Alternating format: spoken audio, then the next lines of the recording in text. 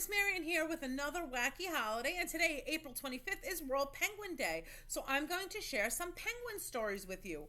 Our first story is called Grumpy Pants, written by Claire Messer and shared with permission of the publisher Albert Whitman and Company. Penguin was in a bad mood, a very bad mood.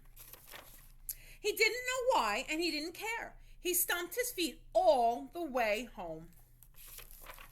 He pulled off his grumpy coat and kicked off his grumpy boots, but he was still grumpy. He tried to shake it off, but he was still grumpy. So he pulled off one grumpy sock and then the other, but he was still grumpy. So he took off his grumpy overalls. Nope, still grumpy. Finally, he took off his grumpy underpants. I'm still grumpy, you know. Then Penguin took a deep breath and he counted. 1, 2, 3. Splash. The water was nice and cold. Penguin played with his duck. He hid under the water and made himself a bubble beard.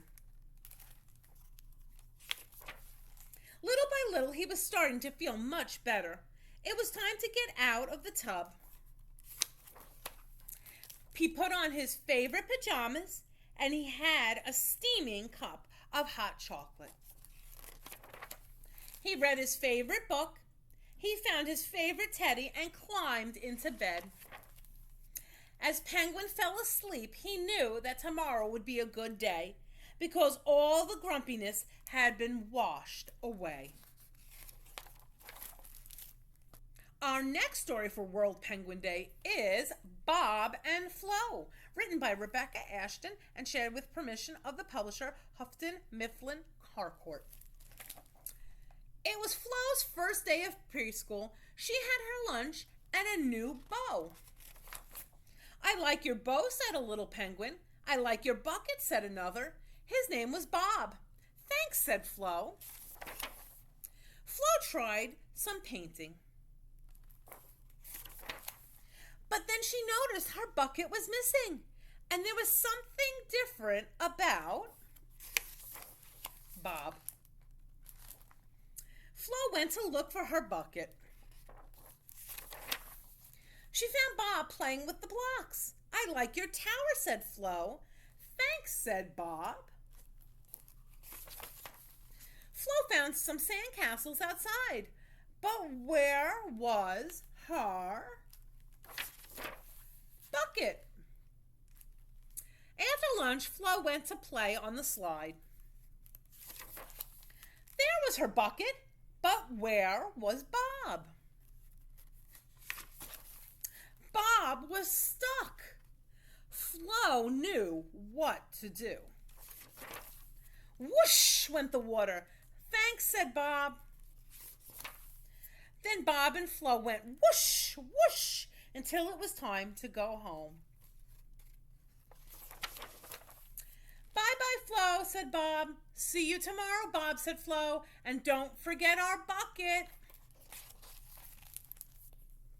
Our next story for World Penguin Day is Baby Penguins Everywhere, written by Melissa Guion and shared with permission of the publisher Philomel Books. Once there was a penguin who was all alone. She enjoyed the peace and quiet of the sea and ice, yet some days she felt lonely. One day she saw something floating in the water, a hat. And from that hat popped a little penguin.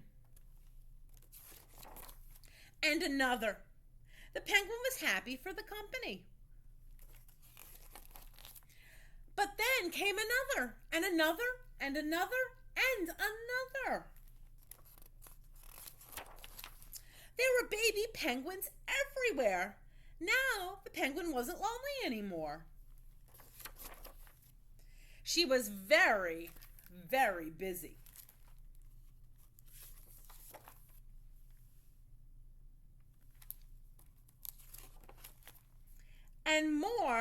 then a bit tired. Happy as she was, she needed something. Just a minute to herself. Because we all need some time to be alone, though being together is a lot more fun. Our last story for World Penguin Day is If You Were a Penguin, written by Wendell and Florence Miner and shared with permission of the publisher Catherine Teagan Books. If you were a penguin, what could you do? You could fly underwater or sing a duet. You could live on the land but get really wet. You could wear a tuxedo or make funny faces. You could go for a swim in warm or cold places. You could live underground or on top of the ice. Penguin pals all around make it twice as nice.